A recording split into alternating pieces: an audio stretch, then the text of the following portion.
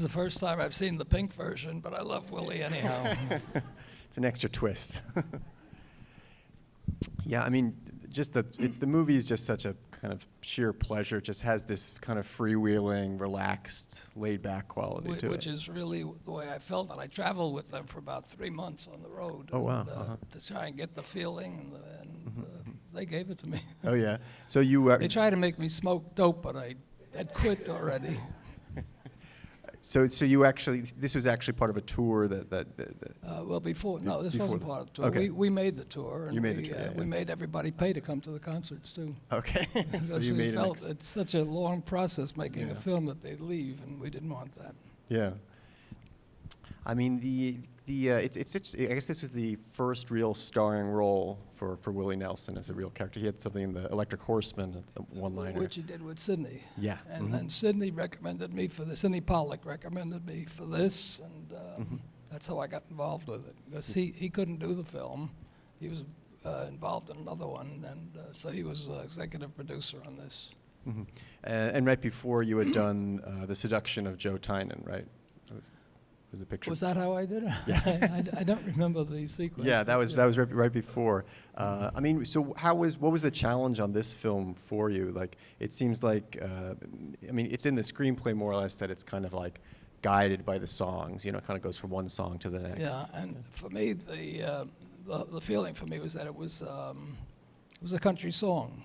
It's not a very deep film, intellectual or anything like that. It's the way country music is, you know, and it's right out there, and I liked it. I just had a lot of fun with them. Yeah, well, it's kind of like what Dyan Cannon's character says on stage. It's like, this is the sort of thing that happens in a country song when she's doing her on-stage divorce, which I loved. Actually, I was a little hesitant on that scene when it was written. Oh, really? And then I learned to love it. Yeah, yeah. I mean, it's, you know, the movie always gets a real kind of jolt of energy when he's on stage and just performing. I mean, what was it like directing him, you know, as an actor or? Well, you don't direct Willie too much as an actor. He's pretty much Willie all the time, and you just have to readjust your script or readjust the scene and just say, no, Willie, just do it again, a little more energy or something. But he's not really. I saved all the direction for Slim. Oh, for Slim. He required a little wrangling. I think that was his last film too, Slim Pickens. Yeah. No, he was great, Slim. Yeah, yeah. And I forget her name, but Amy Irving. Slim's wife was Amy Irving's mother in real life. Oh, okay. I didn't make that connection. That's great. I mean, what another, you know, I wanted to talk about the cinematography of this since Robby Müller shot it. I mean, how did you come up with the look for this? There's a real warmth to the, you know, the photography, whether it's on the tour bus or on the stage. Yeah, well, you know, I'd seen some of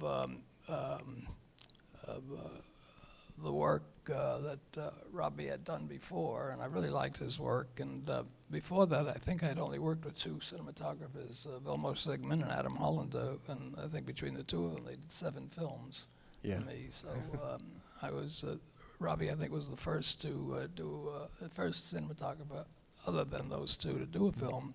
I was a little nervous, and you know, when you go out on a film like this, everybody on a day off goes shopping, and everybody comes back with boots. I think I've still got 6 pair of boots that I've worn once, and also cowboy hats. And Robby was kind of bald on top, but he let his hair grow very long here. But I'd always think of, oh boy, I don't think a cowboy hat fits this German cinematographer. And I used to have a little laugh at that and tease him about it. But he was a good guy. Yeah. I mean, and when you were kind of figuring out, you know, setups and that sort of thing, and locations, did you do any sort of just still photography of the locations to kind of, you know, figure out how you wanted to look at it? I didn't. You didn't? Okay. I did on a couple of films, but I found it difficult when on some films I just stayed away from it. So there's a little anecdote, not about the photography, but about the song when I came onto the film. And Sidney, as I say, was the one of the producers, and it was a meeting at Warner Brothers, and they told me that Willie is committed to 6 songs. And I said, okay, that's fine, because if he signed the contract, I figure Willie's going to write 6 songs. And we were on the road, and I didn't see him writing. I didn't hear anything. And I started talking to him once. We were on a plane going from Atlanta to Austin. And I said to him, Willie, you know, it's getting close to starting this thing. Have you written your songs? And he said, songs? What songs? And I said, it's in your contract. You've got to write 6 songs for this film. And he said, oh, no. And he went on. And we kept talking, and I said, he said, well, what do I write about? I said, what do you write about? You got such a fantastic life. You just think of that, you know. You go out on the road, and you come back and you see your family, and then you're out on the road again. And he picked up on the road again. And he still wasn't too anxious. And then I said, you know, you'll never win an Academy Award if you don't write them. And he took his boarding pass and he started writing. And he didn't let me hear anything for a while. And then I think about a month later, we went into rehearsal, and he just blew me over. He only did the 1 song, On the Road Again. Yeah. And he just blew me over. And speaking of that, there's a commercial out now which starts off with On the Road Again. Willie must be making a fortune, but I just was lucky enough to have it shown here. But I think that every time I run to the television to see if the film is on, because I hear the song which the film starts off with. Yeah. But he's so talented. And, No, I mean, there's such energy in those. I wish we had. I wish I had seen it before, because Honeysuckle Rose was not a. It was a name because the first writer wrote the film for Hoyt Axton. Hoyt Axton's bus was called Honeysuckle Rose. I think Willie has adopted that as his story now. That he says his first bus was Honeysuckle Rose, which is not true. It was Hoyt Axton's. But I couldn't find another name for the film, so I named his ranch Honeysuckle Rose, just to get it on. And then when I heard the song, we had everything, all the publicity was out, Honeysuckle Rose. It would have been the name of the film. Yeah. And for those the concerts, I mean, I guess were you able to kind of do retakes and that sort of thing? It wasn't just like you were capturing and performing. All the concerts were staged the way any film would be staged, but they were really concerts, and they had to pay to get in. Yeah. So they wouldn't leave that easy. Yeah. I mean, because for example, Angel Flying Too Close to the Ground. I think had just written that just before we. Just before it went on. Shortly before. Yeah. Oh, really? Yeah. Well, I mean that shot, that whole sequence is just gorgeous. You know, I mean you can sort of see Robby Müller, real signature all over that. Yeah. The colors and the red. But he was such a wonderful cameraman. Yeah. I want to make sure the audience gets some chance to ask some questions. I see one right in the center. If you just wait for the mic, please. If you don't ask anything, I'll ask Willie to sing another song. I'm going to ask, did you use professional singers for Dyan Cannon and Amy Irving's vocals? The question was, I'm just going to repeat so everyone can hear, whether you used professional singers for Dyan Cannon's vocals. No, Amy they sang their own songs. Oh, well. To my surprise, they both had voices that could carry it. No, it's quite good. I didn't know about Amy, and I thought she better be really good, because he's leaving such a terrific wife, for a very attractive young lady, but she matched up to it. She went up to it. I had actually auditioned some singers. Oh, really? So you had that just in case. Up-and-coming singers, and then I thought at the end, and she objected to that, and she told the people at Warner Brothers and Willie, and they sort of talked me into letting her try, and she did, and it worked out. Yeah. Well, that kind of raises the stakes now that I'm aware of that when I'm seeing that. Another question here in the second row there. Hi, I think it was a great film. What year was supposed to have taken place? 80, what year was it? You Sorry, I filmed didn't- what year were the events in the film What- supposed Oh, yeah. to have taken place? 80 What year were the events of the film supposed to take place? 80 something. And it was supposed to be 1980, Yeah. so it's the same time period. Yeah. Yeah. I mean, that's an interesting question because the film, I mean, you know, for example, like Scarecrow, a film you made in the 70s, you know, it really, it's nostalgic, looks backward. This is a film that feels nostalgic in a way. You know, it's kind of almost more traditional. You know, in traveling, and you travel through these towns, Yeah. you see that people are still living in the past, and so, especially Yeah. when they have Just keep a the mic up, family yeah. picnic or something. You know, they all come Yeah. out, and they throw their You keep the mic up if you can. they Yeah. throw their good suits away and come Yeah. out in their country clothes. Yeah, no, there's just a wealth. It's kind of a pageant of like Americana, the movie. You know, you have a feel, for like, you know, just barbecues and you know, there's skinny dipping, that sort of thing. It's almost like a, you know, old Norman Rockwell kind of style. Did Yeah. you see me out there, skinny dipping? Oh yeah. Here we- in the back, there you go. If you just wait for the mic so we can hear you. Two questions. On the bus, was everything shot on the bus with a Steadicam? On the bus, or everything did was shot on the bus, and that wasn't his bus. We took an old bus and made it into his bus. His bus is very high tech and beautiful and all that, but It's kind of a James Bond bus. we had to make our own bus. Yeah, because that's funny because he's playing, you know, he's a star, but he's playing someone who's still kind of just gigging. Just on his way to breakthrough. Well, on the way to the breakthrough, yeah. And you had a second question? Yeah, And I think it wasn't long before that he did break through. I Oh, mean, yeah. he was very popular in the West and the South. Yeah, in but, the 70s, yeah. Up east and in the North, they didn't know him. They started to use that the Outlaws, and they yeah. started to get a reputation of the Outlaws. But Yeah, yeah. And except for the Confederate flags, there was no reference to anybody of color. Were there no people of color in that part of the country then? what was the question?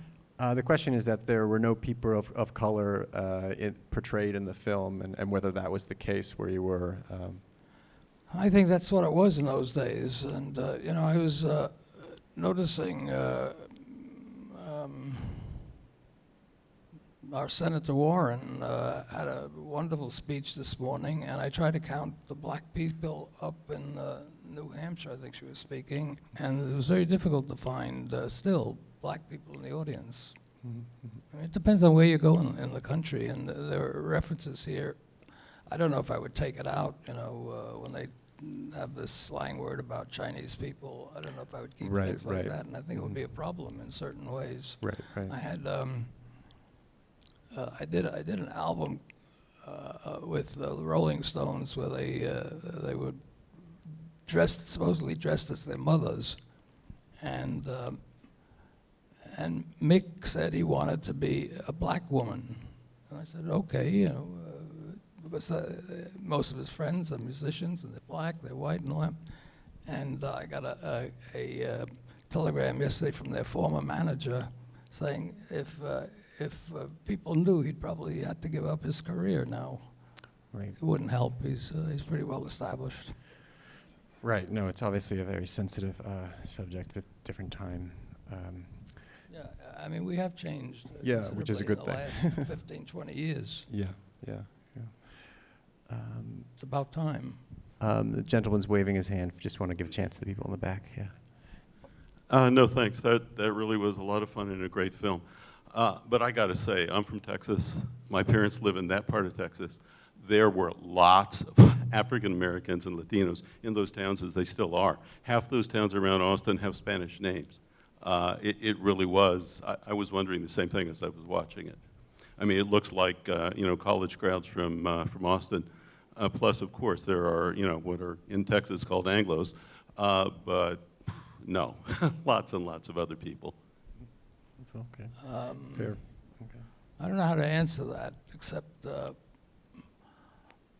we spent time in Austin because Willie's farm is in Texas, in Austin, and I don't see that there were lots, but maybe it's where we went. I mean, and also the music world was a little different, and we spent a lot of time in the music world there. You know, this country music was really, as I say, Willie was just starting to break out, and you know, you're probably right, but No, well, thank you for the point. Yeah. I've made other mistakes in making films too. Yeah. We had a Q&A once. I did a film in Canada, and I used Canada as parts of the film were supposed to be in New York, so I did maybe 2 weeks. I was supposed to do 2 weeks. We ended up doing 3 weeks in New York, and the rest of New York we did in Canada. And somebody said at the Q&A, said, you know, you made a big mistake in the film. I said, what's that? And he said, well, as the film opens, there's a name of a department store in the back, and you don't have that in America. It's only in Canada, and it's right out there, prominent. So people from Canada would know that I made a mistake. Here in the center.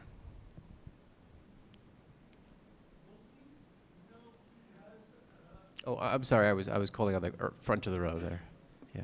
I Let's know give you've someone shot else a a couple chance. of road movies, including this one, and I was wondering, what is the biggest challenge shooting a road movie as opposed to somewhere that takes place in one area, one state?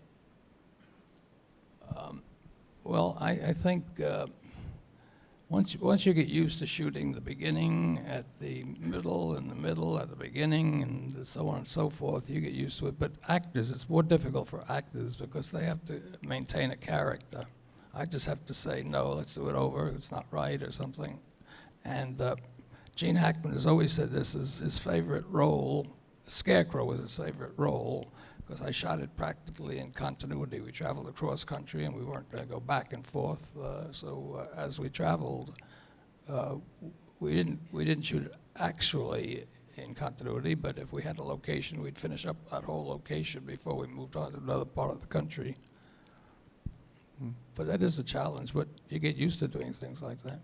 I guess in this case, Willie would be more in his element traveling, so it's not as much of a Yeah. challenge. Yeah. Yeah, yeah. All the way in the back on the left. Good evening, thank you. Great movie. Thank Two you. questions. Was Chris Christopherson around while he was shooting this movie? And second question, is it a mistake in the script, or shall I take it as an underlying statement? If father is playing Gibson Les Paul, his daughter will not play Fender Stratocaster unless she is a rebellious. I didn't get Sorry, I couldn't make that out. Could you repeat that? If father is playing Gibson Les Paul guitar, there's no way the daughter will play Fender Stratocaster. Another Unless mistake, she is a How many of you rebellious. knew that? And the first question about Chris Christopherson.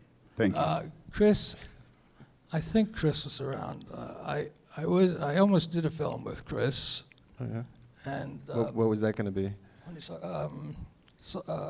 Star is Born. Oh, okay. And I brought the actress into it with her boyfriend, and we just couldn't get along finally. And I was given an ultimatum: either listen to what they have to say or leave. And I decided to leave. But Chris was the lead in that. In that one. So Oh, we had okay. a lot of time together, and I don't remember who it was. It may be Willie. Because Willie knew Chris, and he said he's one great songwriter, but a hell of a lousy singer. Okay. Emmy Lou Harris also was in the Yeah, film. we just brought her on as a Yeah. Yeah. extra attraction. She's great. Yeah, it's terrific, terrific. All right, here, sir. Yeah. It turned out you did two films back to back, Seduction of Joe Tynan and Honeysuckle Rose, which pivot around an extramarital affair. Two wonderful actresses in Seduction of Joe Tynan, Meryl Streep and Barbara Harris. Two wonderful actresses in this, Dyan Cannon and Amy Irving. Could you talk about how, when you came on, the script took shape in terms of short rewriting their characters as two sides of the triangle? Both films, the original scripts were written by the time I came onto it. I didn't, and I think Meryl Streep was brought to me by a casting director, and I hadn't seen Meryl, and nobody had seen Meryl. She had done a couple of films with Mike Cimino, and neither one of them had come out yet. One of them was Holocaust, and while we were shooting, Holocaust came out, and the night before we'd be in a restaurant, nobody paid any attention to us, and the next night everybody was stopping at the table to talk to Meryl because she was just magnificent. But she read for me, which, you know, you try to think of Meryl reading for somebody, so that's how far back I worked with her. Right. And that's all she had to do was read for me. Barbara I had known from other things. She did something for me with Mike Nichols as a background film for one of his plays. Mhm. And so I knew her, and I knew her work. Mhm. Amy I didn't know, and Dyan I didn't know. I just read with them, and I just liked them for the part. Yeah, yeah. I think we have time for one or two more questions. It's kind of a late screening, so all the way in the back, please.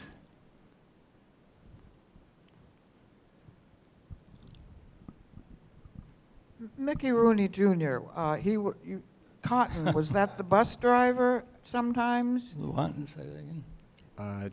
Mickey Rooney. No, he's the kind of jokester singer with the great suit. Oh! Yeah, But yeah. I didn't hear the rest of Well, the question is who Mickey Rooney Jr. was playing, and he's playing And- Cotton and- Roberts. Yeah, he was Cotton. Yeah, How did you choose him?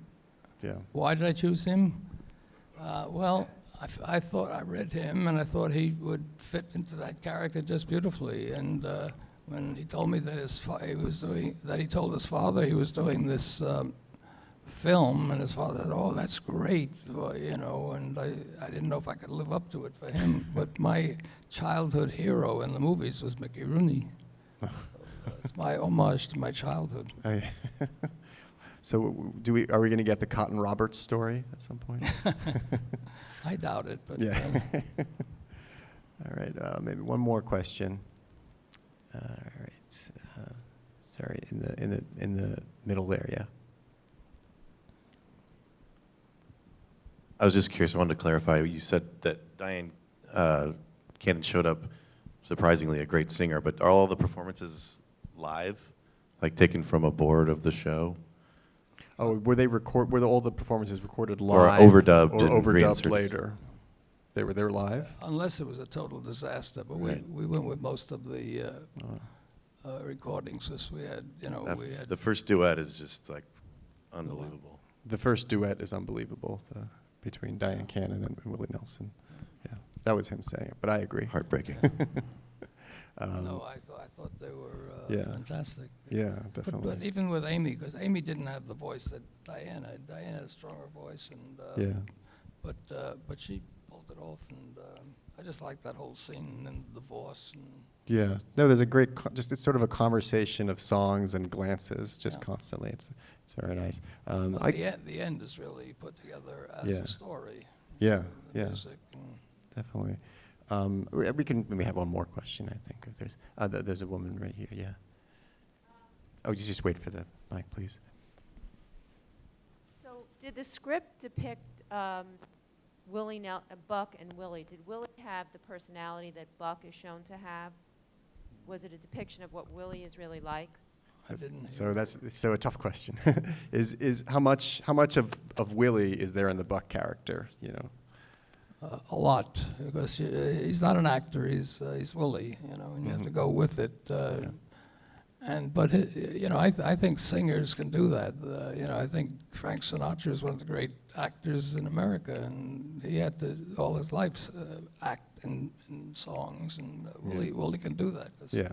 he's really singing something. Yeah, you know, and yeah. he's able to pick up on that. Yeah, he's logged a number of miles. Yeah. All right, well, I think that brings us to the end of the evening, but thank you so much, Jerry.